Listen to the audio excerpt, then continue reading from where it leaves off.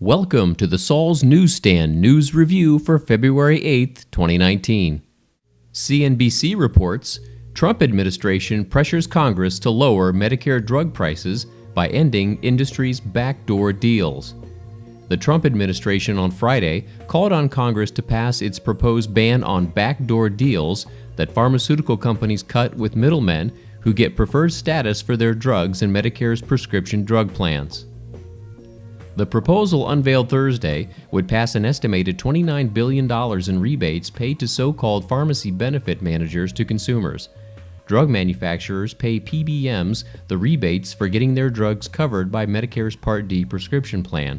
Instead, PBMs would get a flat fee for including drugs on their plans. The rule would also create a new so-called safe harbor for drug discounts to be passed on to patients at the pharmacy counter. Health and Human Services Secretary Alex Azar said in a statement, "Today's rebate system is set up in the shadows to serve entrenched interests, drug companies who set prices so high, and the pharmacy benefit managers who receive billions of dollars in rebates without patients ever knowing where the money goes.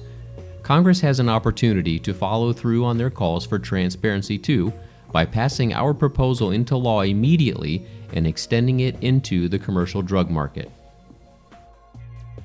Jack Hunter in the Washington Examiner states, Trump's plan to improve health care that everyone said wouldn't work is already working. In June, the Trump administration instituted new rules that would allow small businesses and individuals to access health insurance through what the president called association health plans. This would permit certain businesses and the self-employed to band together, even across state lines, to provide coverage for members outside of Obamacare's strict rules. Critics declared Trump's plan dead on arrival. Democrats called it junk insurance. They're all wrong.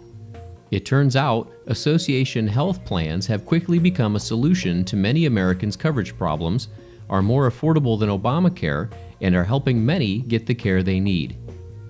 It's time to acknowledge that critics may have misjudged one of the Trump administration's signature healthcare policies, bigly, writes Washington Post editor and opinions contributor Robert Gebeloff.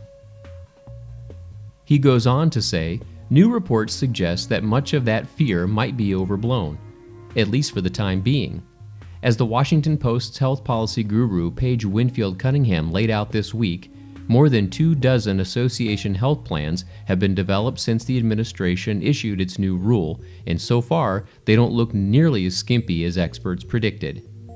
We would encourage you to read the full article by clicking on the link in the description below. And finally, The Hill reports, Bipartisan Senate panel leaders ask 7 major drug companies to testify on their prices. The top Republican and Democrat on the Senate Finance Committee on Monday invited 7 major drug company CEOs to testify at a hearing later this month in what could become a tense confrontation over drug prices. Senators Chuck Grassley, a Republican from Iowa, and Ron Wyden, a Democrat from Oregon, sent letters to the companies asking them to testify at a hearing on February 26th. Grassley, the chairman of the committee, has launched a series of hearings on drug pricing that are being closely watched to see if there is a common ground that parties can agree on to move legislation. Grassley said that he invited drug companies to testify at a hearing last week, but that they refused.